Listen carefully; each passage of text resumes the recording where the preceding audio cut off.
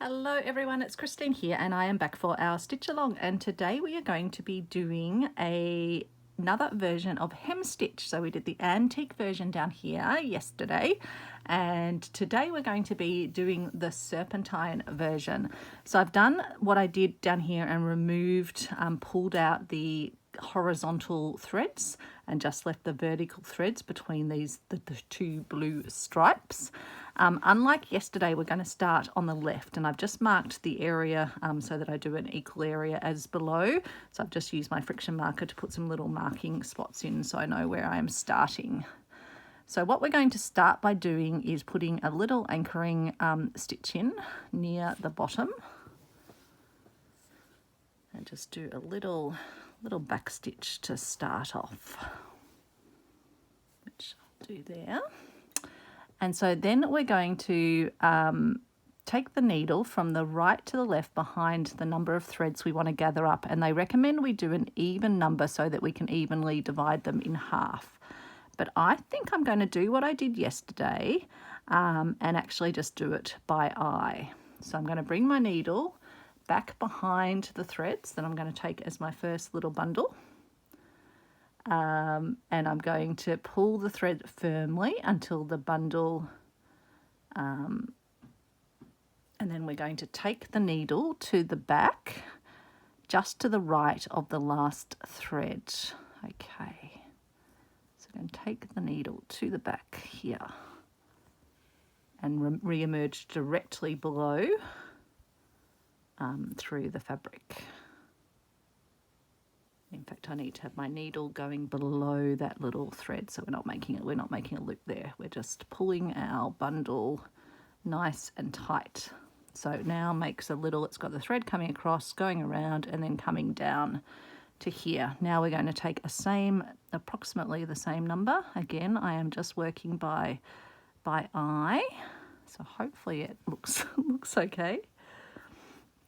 So we're going to pull it round, and then we're going to take that little stitch just to the right of the last thread, and then pull the bundle so it does go tight. That one might be a little bit bigger than the last one, but that's okay. I'm sure we'll still get the effect.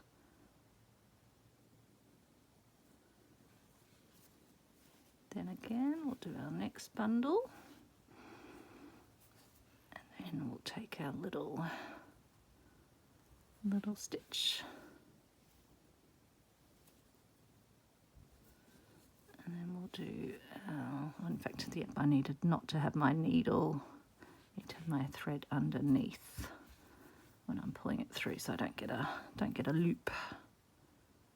And then take our next bundle, so we're just going to keep working our way along like this.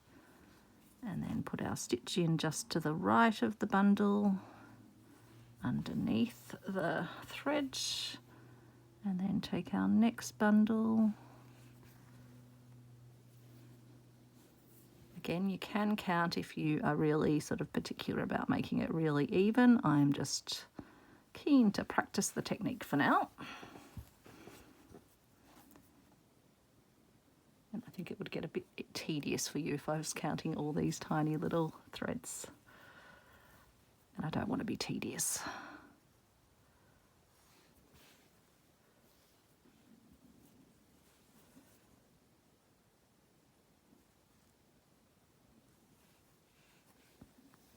I suppose you could always measure out along the bottom of the fabric and just put some little markings with your friction marker. That would be another way you could do it if you wanted to be more accurate than I am being.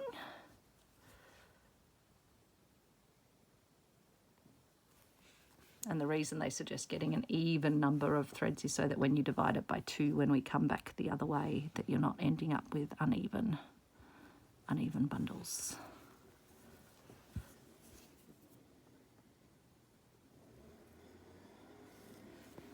I think the neighbour's mowing, oops, I've just taken a bit of that thread. Let me just fix that up. I think the neighbour's noisily mowing the lawn out there. Don't know if you can hear that. It is quite a commotion. Sounds like a helicopter's taking off.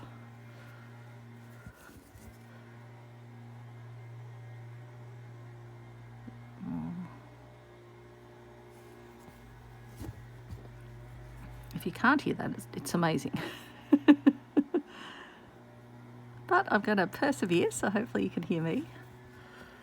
So I'm filming this on Sunday. We've had a lovely morning having, oops, I've just managed to make a loop, so I'm just going to take my needle underneath that piece of thread. So yeah, we had a lovely morning, went to Mount Martha, to the beach. Gorgeous day, blue skies, sunshine. I guess that's why people are out in their garden making noises. But, you know, it was beautiful down there, not too many people at all. A few people down there, I think, just starting to enjoy the first rays of springy summer weather. No one's swimming apart from the dogs. The dogs enjoyed a swim, and Travis, yeah, met a few other dogs, had a nice little play with them. There's a lovely beach in that there's these old sort of beach, wooden beach hutty sort of things that line the water, quite colourful. They cost an absolute fortune. You can't actually live in them. You can only use them as like little day bathing boxes, I guess. But they cost a fortune. And we hardly ever see anyone actually using them. We actually, yeah, sometimes when we're down there, if we take a picnic, you can just sit on the deck of one of them because they're sort of open deck areas to the sand, and you can enjoy the amenity. But yeah, very few people that own them seem to actually use them, which is a bit sad. I'm sure they're probably handed down in families, maybe. And maybe the idea of them is sort of more enjoyable for some people than the actual the use of them.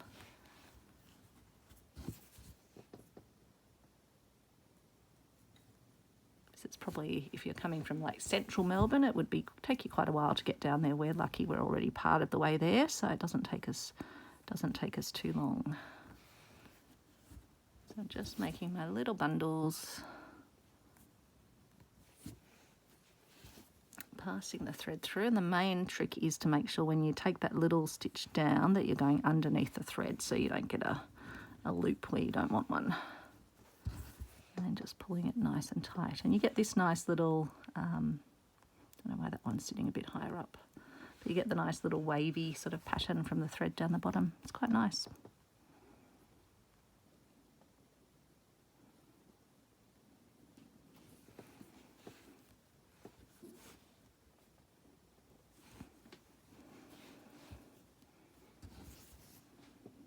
Maybe with that one I didn't actually, maybe I had left the thread. Maybe I did that one the wrong way back there, but that's okay. Not gonna stress about that. And always underneath the thread when you pull that stitch through. And then I reckon this will probably be the last one, because I'm up to my little marking where I marked where I needed to get to, and then we're going to work our way back and make the serpentine. I guess it looks like a snake. That's maybe why it's called that, because it's sort of a meandering. So now we're at the end. We're going to turn the fabric upside down, and we're going to secure the thread to the fabric as in step 1. Okay, so I'm guessing I need to, I don't know if I need to actually, probably do need to tie my thread off here and then start afresh up the top, I think. So I'm just going to put a little knot in the back, I think, to anchor it. Oops, what's happened? That's become a bit knotted. I'll deal with that in a moment. I think it's all right like that, actually. Okay, thread's got all twisty too. Hopefully I'll have I think I'll have enough here to use. So we'll turn it upside down, and we are going to take the needle, work a hem stitch. So we're just going to work one little stitch in here to anchor it to start. Little vertical stitch. Okay, and then we're going to take the needle behind the fabric threads, picking up half the number of threads from the second bundle and the remaining threads from the first bundle.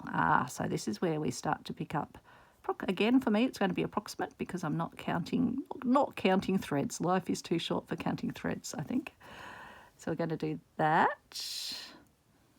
Not pick up, I think I might have picked up a bit of the blue. Hang on, I'm just going to undo that because a little bit of my blue threadage has caught itself in. So let me just pull my thread out and we will do that again.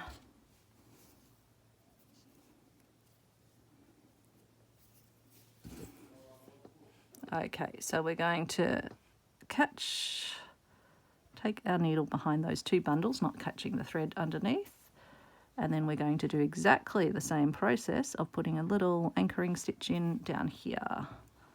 And then we're going to come and do this bundle as well. So again, you're just doing that little bundling at each of the points. So you're separating each bundle and then catching half of the next. And putting then the little anchoring stitch again just to the right of where your little tying thread is. So again, coming to the next bundle halfway along and then catching the other half from the previous bundle and then putting the little anchoring stitch in.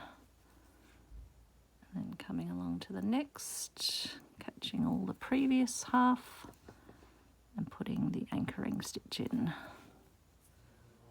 And then coming along here and along here and putting the anchoring stitch in. And then taking the next half and half, oops, and putting the anchoring stitch in, and then the next half and half. Okay, put the anchoring stitch in. And when we got back from the beach today, I gave Travis a bath or a shower. He has a shower with me. It's the easiest way. He's quite happy, enjoys his massage in the shower. He now smells like a blueberry pancake. He uses an oatmeal and fruit puppy shower gel, so he smells great now. He always gets very excited after a bath, as most dogs do. They run around, they've got all their energy in the world.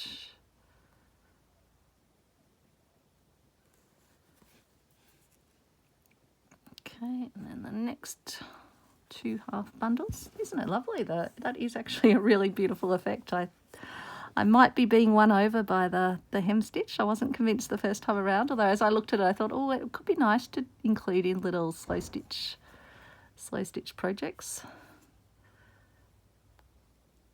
But I like this effect, and it's not too hard. I think the main thing is, yeah, pulling out those cross-cutting threads, but it might just be this fabric where I was having to do it on partial sections. It'll be interesting to try it on some other pure cotton fabrics.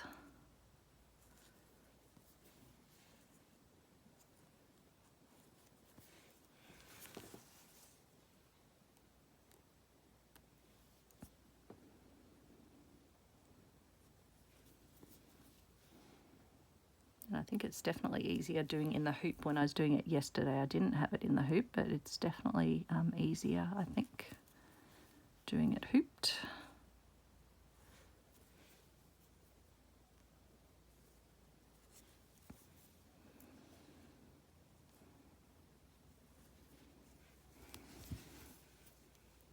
Oops, I've got a notch there. What did I do? Pull tight, there we go. And then I guess the final one, maybe I just anchor it, this one like this. Oops, I've just unthreaded, but that's fine. And then I'll take it to the back and I'll show you what it looks like.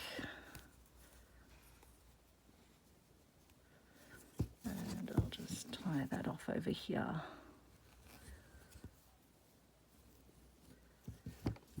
Okay, so there is our serpentine. I'll take my little markings off with the iron. but I think that's a really lovely decorative stitch, like a form of almost like cut work without having to have the scary thing of cutting the fabric. I like that. So I hope you enjoyed learning that one. I hope you're going to give it a go. And tomorrow we're moving on to herringbone stitch, which we actually did as part of cross stitch, but we'll do just regular herringbone on regular fabric. So thanks for watching, and I will see you tomorrow. Bye everyone.